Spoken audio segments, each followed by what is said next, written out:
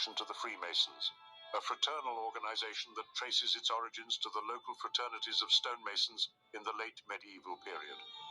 Just for context, Masonic teachings revolve around allegorical and symbolic lessons, drawn primarily from the tools and practices of the medieval stonemasons, as well as from biblical and classical sources.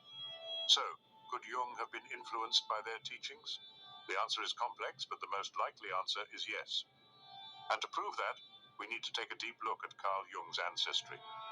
Jung's ancestry on the paternal side cannot be traced back beyond the early 18th century. The Jung family came from Mainz, and it is known that there was a Dr. Carl Jung who died there in 1645.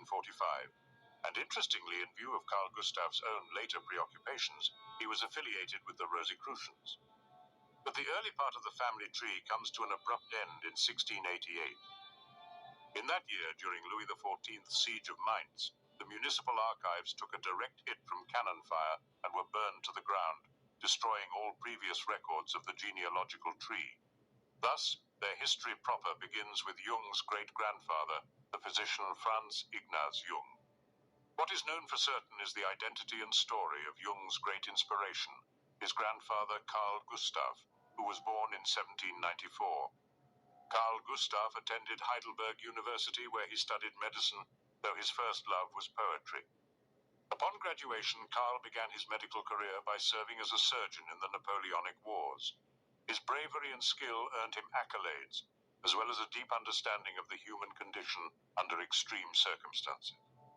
Following the war, he settled in Basel, Switzerland, where he continued to practice medicine and began to make a name for himself in the local medical community.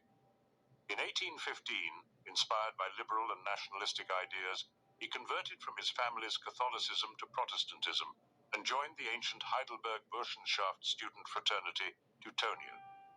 In 1824, he was granted Swiss citizenship and awarded the freedom of the city.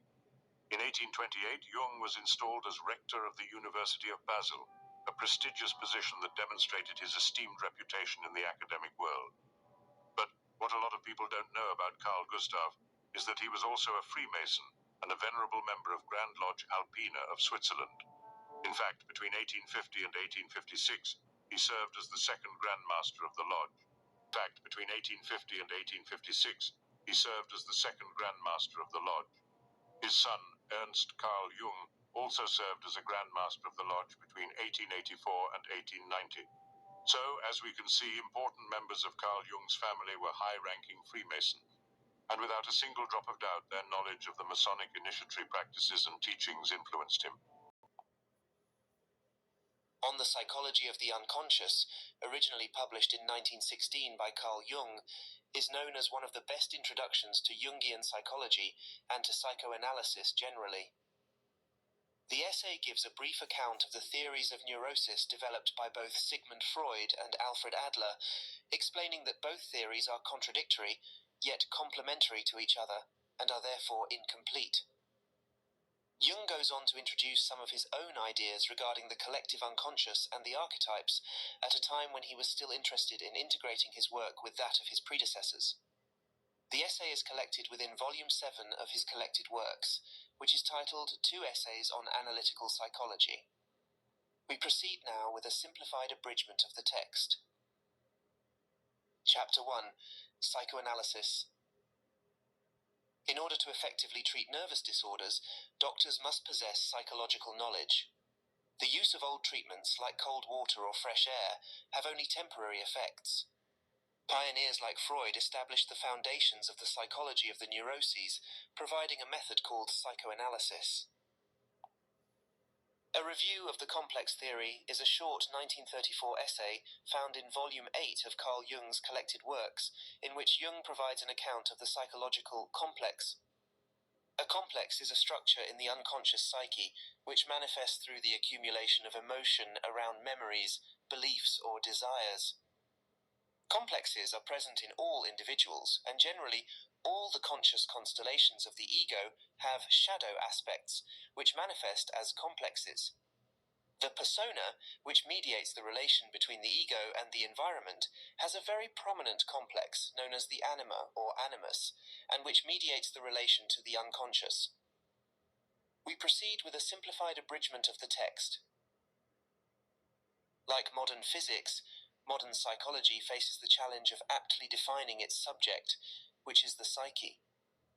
The diverse and practically infinite manifestations of the psyche make clear definitions difficult, and our investigation on psychic energy is a fascinating essay in which Carl Jung examines the concept of libido developed by Freud. Jung will explain why this concept should be interpreted as a general life energy and not as a solely sexual phenomenon. He will shed light on the role libido plays in the mind, in magic, and in religion, and he will discuss the preceding conceptions of psychic energy that are found in primitive cultures from all around the world. The essay was originally published in 1948 and is collected within Volume 8 of Jung's collected works called The Structure and Dynamics of the Psyche. This volume covers practically all aspects of Jung's program of analytical psychology. This will be the first of many. Section 1. General remarks on the energic point of view in psychology. The concept of libido, often misunderstood and rejected, requires re-examination. Physical events can be understood from two perspectives, mechanistic and energic.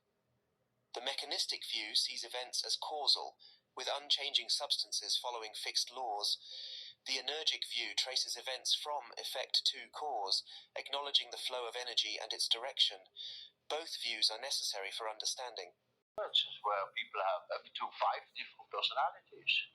In cases of dissociation personality, where the one person, say, call it person A, doesn't know of the existence of the person B, but B knows of A. So there may be a third personality, C, that doesn't know of the two others, but they are rare. There are cases, for instance, where people have up to 5 different personalities. In cases of dissociation personality, where the one person, say, call it person A, doesn't know of the existence of the person B, but B knows of A. So there may be a third personality, C. What's going on, guys? So I wanted to show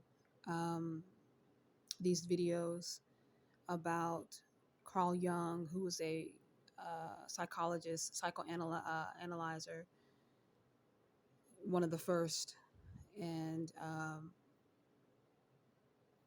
his studies and what he was involved in, as well as his association with Freemasons. If you take the time, which I hope you do, and go into reading a lot of Carl Jung's writings and his discoveries and some of the things that he studied on, you will see the influence of Freemasonry just intertwined in his research and in his studies. In one of the videos, he's talking about DID, which is personality disorders caused by trauma. He studied with that, and he made a lot of concrete advancements in this area on this subject. And just remember his background in Freemasonry. I remember when I was in college, I took a class. I have a degree in psychology, and I took a class, a lot of classes actually, with a lot of his works. And when I go back and look, you can see the Freemasonic influences all throughout the symbolism, the allegories, religion, sex, which is essentially what psychology is, really, at the end of the day. It's about transforming the mind and essentially submerging it into a place of ego, really. And I just wanted to show how powerful the Freemasons are and how everything that we have come into contact with as a people, those who are being targeted, those who are not, are influenced heavily by everything that these people believe in. And what they are trying to accomplish is by trying to take away the real Trinity from those who have it and who possess it. And the true Trinity is the full access and functioning of the brain, the God mind, the true God mind. and attacking certain glands and attacking certain functions of the brain to cut off that connection between you and the creator, because they don't have access to it. And that's what a lot of this